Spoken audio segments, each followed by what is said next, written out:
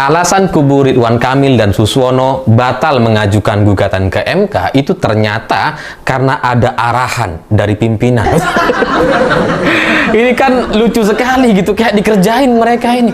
Mereka sudah berhari-hari menyiapkan materi, sudah melakukan konsultasi ke MK, sudah siap untuk mengajukan gugatan, tapi ternyata di detik-detik terakhir ketika ingin mendaftar ke MK itu kemudian dibatalkan, diarahkan untuk tidak mengajukan gugatan.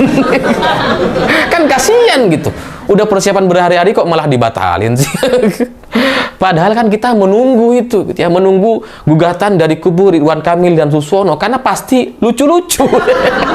Karena kalau mereka ingin membuktikan adanya kecurangan, itu pasti kecurangan yang dilakukan oleh kubu mereka sendiri.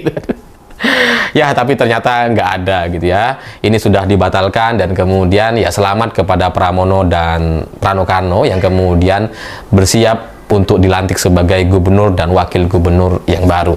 Dan memang tidak dijelaskan siapa pimpinan yang dimaksud oleh kubu tim ses Ridwan Kamil dan Suswono gitu ya. Tapi kalau mengacu kepada komposisi koalisi Kim Plus dari semua partai-partai yang ada, maka jelas pimpinan partainya adalah Gerindra dan ketua umum partai Gerindra adalah Presiden Prabowo Subianto. Dan ini sesuai dengan prediksi saya sebelumnya bahwa Presiden Prabowo itu yang nggak mau ribut-ribut lah gitu ya, karena kalau sampai kemudian ada gugatan, kemudian terjadi ribut-ribut, ada pemungutan suara ulang dan sebagainya, ini berpotensi chaos dan itu yang dirugikan adalah Presiden Prabowo, Presiden Indonesia hari ini. Sehingga ini kalau dibatalkan, maka semuanya persiapan yang sudah disiapkan itu juga kemudian harus juga dibatalkan. Seperti misalkan upaya untuk PSU atau pemungutan suara ulang, kemudian mencoba ngotak-ngatik tafsir 50+1 ya, di Jakarta itu kan harus menang 50+1. Itu sebelumnya kan kemudian ditafsirkan 50+1 itu 51%, bukan 50% plus 1 suara gitu ya. Padahal aslinya itu gitu.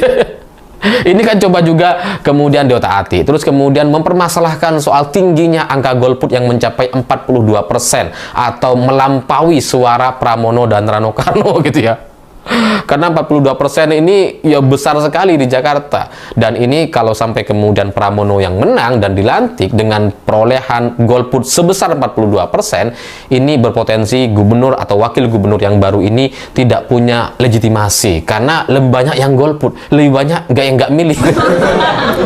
Jadi semua materi-materi yang coba disiapkan dengan segala strategi untuk menggugat ke MK itu ternyata harus dibatalkan hari ini.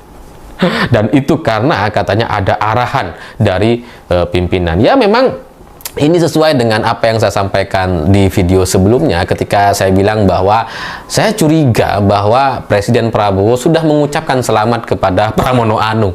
Tapi itu sebenarnya bukan kecurigaan belaka. Saya mendapatkan informasi bahwa memang ternyata sudah ada ucapan selamat dari Presiden Prabowo. Karena di tim atau di grup-grup kelompok relawan ada arahan dari kubu Pramono dan Rano Karno untuk tidak menyerang Presiden Prabowo dan KPUD. Dan tidak dijelaskan secara detail, tapi saya sudah paham maksudnya gitu ya, bahwa nampaknya memang Presiden Prabowo nggak ada masalah dengan hasil Pilgub Jakarta, bahwa Pramono menang ya sudah silahkan aja gitu. Nggak coba untuk memaksakan supaya Ridwan Kamil ini bisa menang. Sementara KPUD Jakarta ini kan beberapa kali terakhir itu coba diserang oleh banyak pihak gitu ya, sehingga ini kalau kubu kita, kubu Pramono dan Rano Karno juga menyerang, itu kemungkinan nanti membuat mereka jadi kayak jadi terganggu gitu ya, padahal mereka sedang berjuang sangat keras sekali untuk menghasilkan hasil suara yang relevan, yang sesuai dengan data-data aslinya dan terbebas dari intervensi siapapun, termasuk intervensi dari kubu Raja Jawa gitu ya. Makanya kami atau kita semua ini diminta untuk tidak menyerang Presiden Prabowo dan KPUD untuk masalah Pilgub Jakarta. Karena yang masalah bukan Prabowo dan KPUD, tapi di luar itu. Kelompok Raja Jawa atau orang-orang yang selama ini menggerakkan parcok ya, partai coklat gitu kan. Jadi bagi Presiden Prabowo ya dia nggak ada masalah dengan Pramono Anung. Oke. Halo teman-teman, kembali lagi bersama saya di channel ini. Salam NKRI harga mati. Teman-teman, dalam video ini kita telah mendengarkan sebuah edukasi yang disampaikan oleh seorang Bung Alif Rahman Ini menjadi sebuah pemahaman bagi kita dalam menilai perjalanan-perjalanan politik yang ada saat-saat ini. Dengan berbagai macam dinamika-dinamika yang ada, tentunya itu berawal dari permainan-permainan politik, manuver-manuver politik, dan bahkan drama-drama politik yang dibangun oleh seorang mantan presiden kita, Joko Widodo. Nah, di sini dia. Jokowi yang sangat ambisi dalam berkuasa itu saya sangat salut, dan bahkan saya juga suka ambisinya yang begitu luar biasa. Pokoknya dia harus mencapai titik itu. Namun permasalahannya dan yang dipertanyakan adalah bagaimana cara Jokowi kenapa harus tetap sampai. Nah, dengan menghalalkan berbagai macam cara, itulah cara Jokowi dalam mencapai titik yang dia inginkan.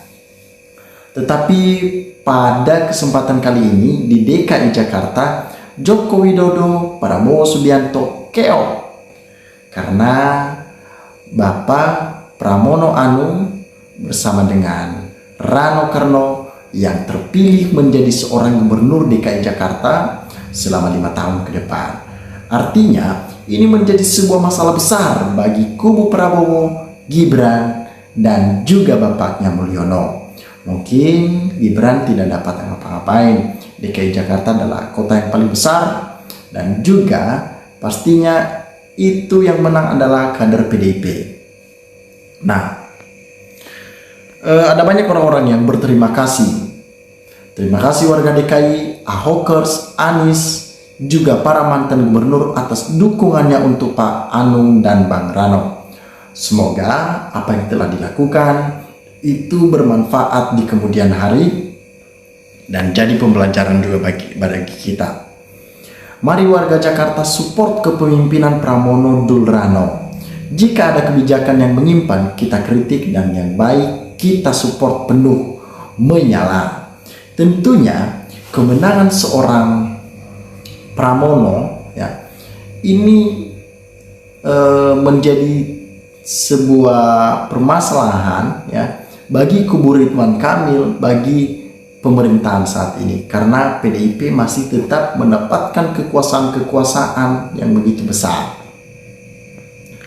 Jakarta telah lebih cerdas daripada daerah lain yang hanya mementingkan bansos, bukan sosok pemimpin. Jakarta terus menyala bersama Mas Pram dan Bang Doer, karena memang di pilkada kali ini bansos yang begitu luar biasa marak di mana-mana, parcok juga. Ini yang dimainkan oleh seorang Jokowi, dan ini yang ditolak. Benar-benar kita tolak, dan karena memang ini dilakukan secara terang benderang maka PDIP tetap mengambil tindakan tegas untuk melaporkan hal-hal seperti ini. Di DKI Jakarta memang ada hal ini, tetapi masyarakatnya yang pintar-pintar, ambil bansosnya dan tolak orangnya. Begitu, itu tips yang paling keren dan jitu untuk dilakukan, di mana ketika Mulyono melakukan hal-hal seperti ini lagi ke depannya. Selamat untuk Mas Pram dan Bang Doel, semoga selalu dilancarkan dalam bekerja.